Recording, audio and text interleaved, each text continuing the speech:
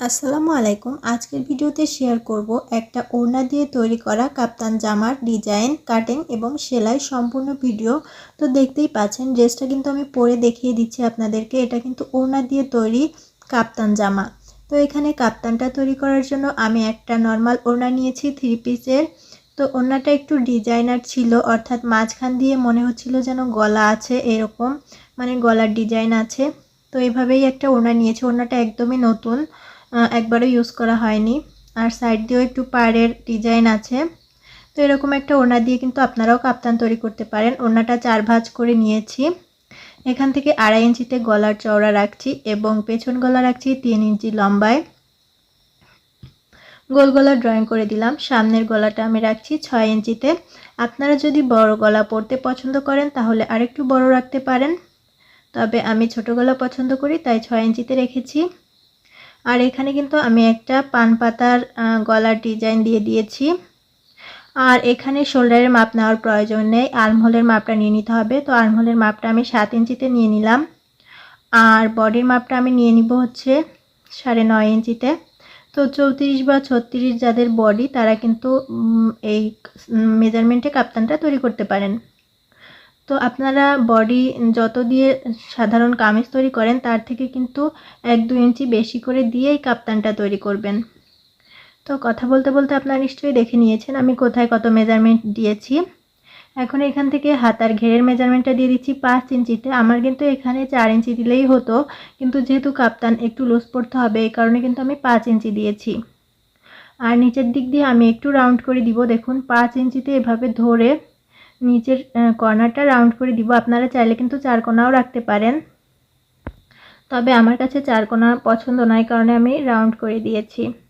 এরপর নিচের দিক দিয়ে 12 ইঞ্চিতে একটা দাগ দিয়ে দিলাম। এই পর্যন্ত হচ্ছে কাপ্তানটা বন্ধ থাকবে আর নিচ দিয়ে ফাড়া থাকবে। সাইড দিয়ে 4 ইঞ্চিতে মেজারমেন্ট দিয়ে দিলাম। এই পর্যন্ত থাকবে কাপ্তানের সাইডে যে কাপড়টা থাকে ওই কাপড়টা।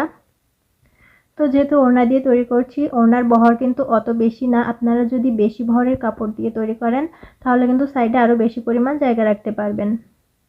তো এই যে এরপর হচ্ছে ড্রয়িং অনুযায়ী কাপ্তানটা আমি ড্রয়িং করে নিলাম, মানে মেজারমেন্ট অনুযায়ী। এরপর এই ড্রয়িংটা কিন্তু আমাদের অন্য সাইডেও দিয়ে নিতে হবে, যেহেতু এটা সোজা সাইড দিয়েই সেলাই হবে। এই কারণে দুই সাইডেই কিন্তু সেম মেজারমেন্টের ড্রয়িংটা করে নিতে হবে। তো আমি ছাপ দিয়ে তারপর হচ্ছে এই সাইডে হালকা পরিমাণ ছাপ পড়েছে এর উপর দিয়ে দাগ টেনে নিচ্ছি, তাহলে এই সাইডেও কিন্তু সেম মেজারমেন্টে দাগ টেনে নেওয়া হয়ে গেল। এই দাগের উপর দিয়ে কিন্তু সেলাই করতে হবে। তো এই যে কমপ্লিট হয়ে গিয়েছে এতটুকু। আর নিচের দিক দিয়ে যে রাউন্ডটা করেছিলাম সেই রাউন্ডটা এখন কেটে নিচ্ছি। এখানে চাইলে কিন্তু কাপ্তানের 4 সাইডে কিন্তু আপনারা লেস লাগিয়ে নিতে পারেন, সেহেতু কিন্তু অনেক বেশি ভালো লাগবে। তো এই যে কাটিং করা কমপ্লিট হয়ে গিয়েছে, আর কোনো কাটিং নেই কাপ্তানে, শুধু গলার রাউন্ডের অংশটা কাটিং করলেই কিন্তু হয়ে যাবে। তো এখন হচ্ছে পেছন গলাটা আগে কেটে নিলাম। এরপর এই যে কোনার যে কাপড়টা কেটেছিলাম রাউন্ড করে, এখান থেকে গলার পটির কাপড়টা আমি কাটিং করে উঠিয়ে নিচ্ছি। 1 ইঞ্চি চড়া করে এভাবে আড়া পটি কাটিং করে নিলাম। এটা দিয়ে গলাতে পাইপিং করে দিব। এরপর হচ্ছে আমরা সামনের গলাটা কাটিং করে নিচ্ছি কাপড়টা খুলে নিয়ে। এই যে কাটিং কমপ্লিট। আর এখানে কিন্তু শোল্ডারে এখানে কোনো প্রকার জোড়া পড়বে না, এই জন্য কিন্তু আপনারা একটু হিসাব করে গলাটা কাটিং করবেন যাতে গলাটা হচ্ছে বড় না হয়ে যায়।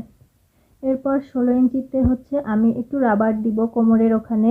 তো কোমরের মেজারমেন্টটা কিন্তু আমি 16 ইঞ্চিতে নিচ্ছি। আর দুই ডিজাইনের মাঝ বরাবর কিন্তু আমি এতটুকু জায়গায় রাবার দিব। তো চলুন এখন আমরা সেলাই করে নিচ্ছি।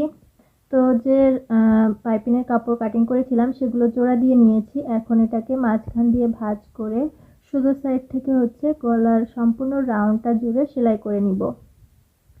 তো আপনাদের বাসায় যদি এরকম একটা ওড়না থাকে তাহলে কিন্তু আপনারা খুব সহজভাবে এরকম কাপ্তান ড্রেস তৈরি করে ফেলতে পারেন। আমরা কিন্তু দেখা যায় অনেক সময় ড্রেসগুলো নষ্ট হয়ে যায় কিন্তু ওড়নাটা নতুন থেকে যায়। সেক্ষেত্রে আপনারা ওড়নাটা ব্যবহার করে এরকম একটা ড্রেস তৈরি করে ফেলতে পারেন। আর এইগুলা পরলে কিন্তু অনেক বেশি ভালোও লাগে।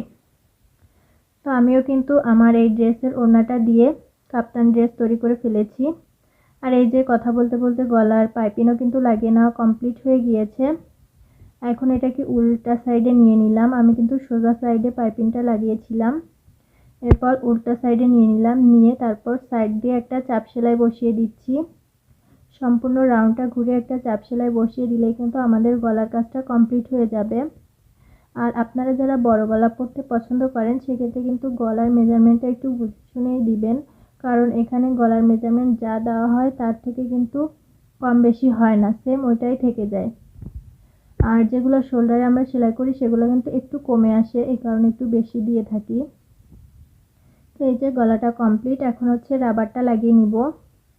আমি এখানে 3.5 ইঞ্চি পরিমাণ রাবার নিয়ে নিয়েছি এইটুকু জায়গার জন্য, অর্থাৎ এখানে 8 ইঞ্চি জায়গার মধ্যে আমি 3.5 ইঞ্চি পরিমাণ একটা রাবার বসিয়ে দিচ্ছি।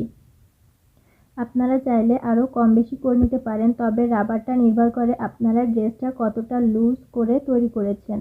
তো আমি কিন্তু এখানে আমার মেজারমেন্টের থেকে আরও 4-5 ইঞ্চি লুজ দিয়ে এই ড্রেসটা তৈরি করেছি। তো সেই অনুযায়ী কিন্তু আমি এখানে রাবারটা ব্যবহার করেছি। আপনারা কেউ চাইলে এখানে ফিতাও ব্যবহার করতে পারেন, এখানে কিন্তু ফিতাও ব্যবহার করা যায়। তো এই যে আমি রাবারটা লাগিয়ে নিয়েছি, সেমভাবে সামনে পেছনে দুই পাটেই লাগিয়ে নিয়েছি। এখন হচ্ছে সাইডটা সেলাই করে নিচ্ছি। তো এটা যেহেতু নিচের দিক দিয়ে রাউন্ড আছে, এই কারণে ফার্স্টে আমি একটা সেলাই দিয়ে নিচ্ছি ভাঁজ করে, দেন আর একটা সেলাই দিয়ে নেব ভাঁজ করে। এতে করে রাউন্ডের যে অংশটা, ওই অংশটার ফিনিশিংটা কিন্তু অনেক বেশি ভালো আসবে। আর একবারে দুইটা সেলাই দিতে গেলে কিন্তু রাউন্ড অংশের ফিনিশিংটা ভালো আসবে না। তো সম্পূর্ণটা সেলাই হয়ে যাওয়ার পর কিন্তু আমরা সাইডে যে সেলাইটা দিব ওইটা দিয়ে নিব, অর্থাৎ আমরা সাইডে যে ড্রয়িংটা করেছিলাম ওই ড্রয়িংয়ের উপর দিয়ে সেলাই দিয়ে নিব।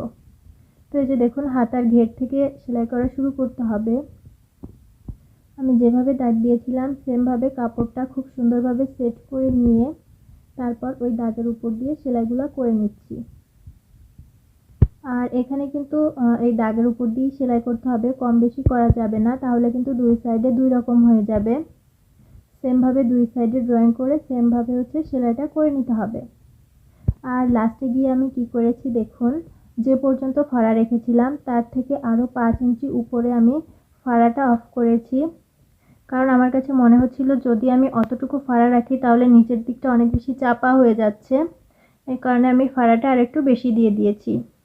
তো এই যে আমার ড্রেসটার ফাইনাল লুক কেমন হয়েছে আপনারা অবশ্যই কমেন্টস করে জানাবেন। ভালো লাগলে ভিডিওটি লাইক করবেন এবং চ্যানেলটি সাবস্ক্রাইব করে সঙ্গে থাকবেন। আজকে এই পর্যন্ত, আল্লাহ হাফেজ।